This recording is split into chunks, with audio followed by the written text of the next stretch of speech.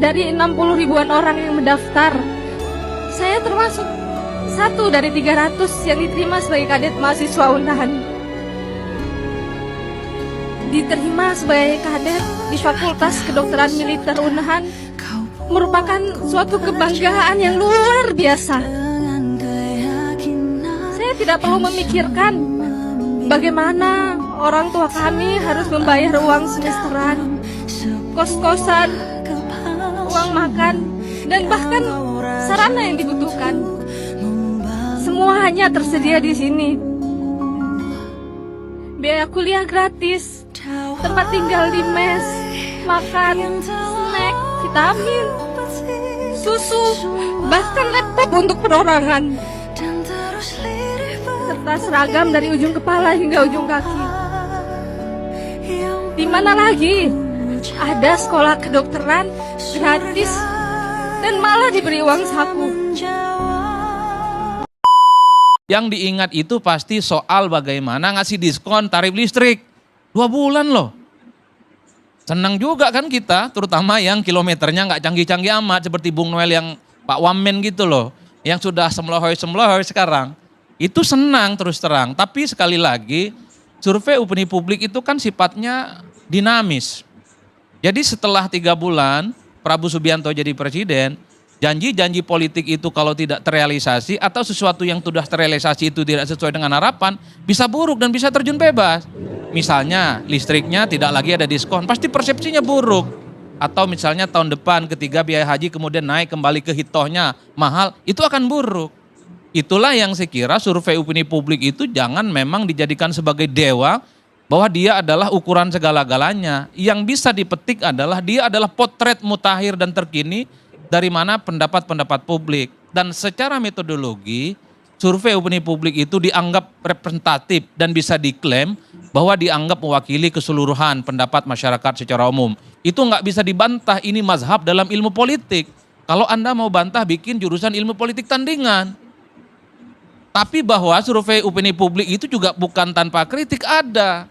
Karena misalnya seringkali survei-survei yang dilakukan secara terbuka, pertanyaannya tertutup, Bapak Ibu apakah Anda puas dengan Jokowi dan Gibran? Jadi pilihannya cuma 2, puas dan tidak. Tidak misalnya ditanya secara beruntun, apa yang kemudian membuat Anda itu puas? Apa yang kemudian membuat Anda tidak puas? Kan itu yang tidak terpotret dalam survei udah. Kalau di background satu-satu tentu pertanyaan surveinya panjang dan membutuhkan logistik yang juga panjang. Jadi pertanyaan di survei itu seringkali kenapa tertutup? Ya karena memang pertanyaannya terbatas. Itu pertama ya. Nah yang kedua, argumen yang sifatnya kualitatif. Ini yang kemudian saya coba untuk breakdown. Jadi ketika muncul persepsi publik, survei-survei yang muncul 80% yang percaya terhadap Prabowo dan Gibran, itu banyak yang protes. Kenapa? Yang protes itu rata-rata memang adalah kalangan aktivis, adalah kalangan expert, para ahli, para akademisi, pegiat demokrasi, jaringan-jaringan aktivis sosial, dan kelompok-kelompok medsos, Bang. Siapakah mereka? Karena mereka itu yang day to day engage, meneliti satu persatu apa saja yang sudah dibuat oleh Prabowo dan Gibran. Kalau mau jujur, di luar makan program bergizi gratis, di luar penurun biaya haji, kan nggak kelihatan juga tuh. Kegiatan-kegiatan yang sifatnya menonjol, paling di luar itu hanya sebatas janji dan sebatas perencanaan. Misalnya soal janji ingin mendirikan 3 juta rumah rakyat, per hari ini masih gelap gulita. Kapan itu barang dimulai? Sekalipun rumah untuk rakyat itu 3 juta, kan nggak ada jaminan. Apakah itu betul-betul gratis atau akad kreditnya dipermudah? Kan belum clear juga, Bang. Termasuk misalnya ingin mendirikan sekolah rakyat, itu kan sebatas janji-janji. Termasuk misalnya soal bagaimana ketahanan energi dan ketahanan pangan. Per hari ini progresnya nggak kelihatan. Jadi wajar kalau kemudian survei-survei kualitatif seperti Celios yang kemarin merilis itu, Center of Economy and Law Studies kalau tidak salah, itu ngasih rapornya merah. Prabowo misalnya hanya dikasih skor 5 dari 10. Gibran lebih parah lagi, dikasih skor 3 dari 10. Itu 3, lumayan, Bang. Abang ngasih berapa? Udah lumayan ya. Nah itu yang saya kira per hari ini tarung opini antara preferensi yang menggunakan survei opini publik dengan yang berbasiskan kualitatif itu juga perang-perangan yang sering dipakai. Problemnya adalah kita itu meyakini sebuah fakta tergantung selera politik. Kalau publik itu merasa dekat dan menjadi bagian dari kubu pemerintah, pasti yang digunakan referensinya adalah survei Litbang Kompas. Dan survei yang kemudian membuat Prabowo dan Gibran itu puas di atas segala-galanya. Tapi sebaliknya, kalau suasana hati yang kemudian menjadikan masyarakat itu kritis, anti pemerintah, dan menganggap Prabowo dan Gibran itu belum bekerja, pasti menggunakan survei-survei kualitatif seperti Selios sebagai referensi utama. Makanya kalau kemudian saya simpulkan, kira-kira bagaimana pendapat saya terkait dengan 100 hari kinerja Prabowo dan Gibran? Ya sedang-sedang saja, tak baik dan tak buruk. Saya kan memang mazhabnya ingin menyenangkan semua pihak, Bang Karni. Ingin mengatakan bahwa Prabowo belum bekerja, tentu agak sedikit bohong dan munafik. Apapun judulnya, program makan bergizi gratis sudah berjalan kok. Sekalipun tahap awal itu 1 juta, banyak compang-camping kanan kiri, menggelontorkan dana 71 triliun itu nggak gampang. Meski banyak juga statement-statement yang menjebalkan gitu ya, yang seakan-akan ini ingin menutupi bagaimana anggaran kita memang nggak siap buat makan bikin gratis. Misalnya disarankan untuk kelor untuk dikonsumsi. Aduh Bapak Ibu, tanpa diinstruksikan sekalipun kita yang petani makan daun kelor sampai sekarang kok. Enak betul itu. Dan kita baru tahu daun kelor itu ternyata masuk program strategis nasional. Jangan juga bikin statement-statement yang seakan-akan serangga, apalagi itu ulet, apalagi itu belalang. Iya betul, tapi kan literasi kita kan sangat rendah. Pikiran kita yang disebut dengan makanan bergizi itu adalah daging, sayur, susu dan seterusnya. Ditambah statement-statement yang kemudian kontraproduktif, seakan-akan program makan bergizi gratis itu kontraproduktif. Enggak siap tapi dipaksakan. Kan itu yang kemudian ingin saya katakan. Tapi bahwa mengatakan Prabowo Subianto sama Prabowo dan Gibran itu sukses betul, kita juga terlampau lebay, Bang. Pertama, Jokowi dan Prabowo itu memang identik untuk satu kepentingan politik yang sama. Jokowi mendukung Prabowo jadi presiden, dan karena Prabowo juga lah Gibran jadi wakil presiden. Apa jaminannya kalau Gibran misalnya berpasangan dengan Ganjar bisa menang di Pilpres? Apa jaminannya kalau Gibran berpasangan dengan Anies bisa menang di Pilpres? Enggak ada cerita, Pak. Jadi kalau mau ingin bilang tentang kepentingan politik, ini kepentingan yang sinergis dan sama. 50-50 nih, Bang. Jokowi punya kepentingan dan keuntungan, Prabowo pun juga punya kepentingan dan keuntungan. Jadi ini adalah titik temu yang mestinya sudah. Jokowi dan Prabowo itu adalah identik dan sama, karena Jokowi sudah menjadikan Prabowo jadi presiden, dan Prabowo sudah membantu Jokowi menjadikan anaknya sebagai wakil presiden. Clear. Apalagi yang mau ditentang-tentangkan, Bang. Yang kedua, Prabowo dan Jokowi itu kan dianggap identik karena isu keberlanjutan, sustainability, program-program Jokowi. Ya, dalam banyak hal.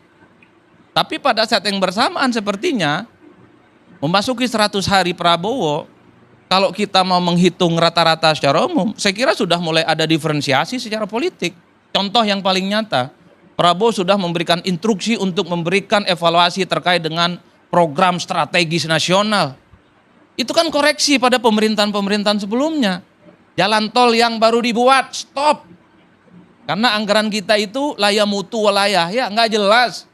Evaluasi dulu. Karena ada program strategis yang sifatnya lebih konkret untuk kepentingan rakyat, yaitu makan program bergizi gratis. Dulu Jokowi waktu jadi presiden, yang dilakukan pertama kali itu adalah bagaimana membangun infrastruktur yang diyakini sebagai upaya untuk melakukan pemerataan ekonomi dan kesejahteraan yang jauh lebih komprehensif, bukan hanya di Jakarta dan di Jawa. Itu mazhab Jokowi. Prabowo beda, bukan mazhab infrastruktur. Prabowo itu adalah mazhabnya makan gizi gratis, bukan fisik, tapi sesuatu yang dianggap penting bagaimana menciptakan gizi anak-anak kita yang dipersiapkan untuk menjadi generasi emas di 2045 itu senyambung-nyambungnya. Di situ saja sudah berbeda. Artinya apa? Secara alamiah, tanpa dibentur-benturkan sekalipun, Jokowi dan Prabowo itu perlahan berbeda, Bang Karni. Belum lagi misalnya style politik Jokowi dengan Prabowo beda kok. Prabowo kemana-mana ke luar negeri pasti borong buku. Ke India borong buku, ke Washington borong buku. Kemana-mana borong buku. Jokowi enggak bang. Jangankan borong buku dari luar negeri. Luar negerinya juga jarang. Diwakilkan oleh menteri-menterinya. Gila, gue nangis kejer banget. Belakangan ini FYP gue Reels IG ngebahas tentang Pak Prabowo. Awalnya gue gak peduli gitu sekarang tentang pemilihan presiden. Cuman makin kesini tuh gue ngerasain Pak Prabowo tuh bener-bener yang tulus. Bener-bener apa ya, bener-bener dia tuh cinta NKRI gitu. Dia bener-bener kayak pengen membuat Indonesia tuh lebih baik gitu loh. Terus apa ya, gue sedih nggak tahu kenapa gue nangis sendiri gitu. Yang tadi awalnya gue biasa, kok lama-lama gue ngerasa tuh vibesnya Pak Prabowo tuh makin kesini tuh makin apa ya, dia benar-benar pengen bikin Indonesia ini benar-benar sejahtera gitu, pengen ke negara-negara lain gitu. Terus setiap video yang ada mukanya beliau muncul tuh gue kayak ngerasain bapak gue sendiri gitu loh. Sehat-sehat ya Pak, semoga di tanggal 14 Februari nanti bapak menang, terus saya datang. I love you Pak. Dari 60 ribuan orang yang mendaftar, saya termasuk satu dari 300 yang diterima sebagai kadet mahasiswa Unahan. Diterima sebagai kadet di Fakultas Kedokteran Militer Unahan merupakan suatu kebanggaan yang luar biasa. Saya tidak perlu memikirkan bagaimana orang tua kami harus membayar uang semesteran, kos-kosan, uang makan, dan bahkan sarana yang dibutuhkan. Semuanya tersedia di sini. Biaya kuliah gratis, tempat tinggal di mes, makan, snack, vitamin, susu, bahkan laptop untuk perorangan, serta seragam dari ujung kepala hingga ujung kaki. Di mana lagi ada sekolah kedokteran gratis dan malah diberi uang saku.